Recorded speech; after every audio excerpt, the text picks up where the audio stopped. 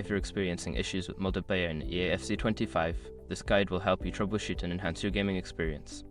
Follow these steps to resolve common problems and improve connectivity. Step 1. Check server status. Visit the official EA website or social media channels to check if there are any ongoing server issues.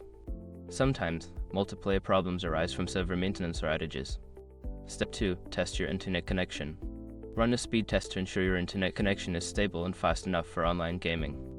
If your connection is slow or unstable, consider resetting your router or contacting your internet service provider. Step 3. Update the game.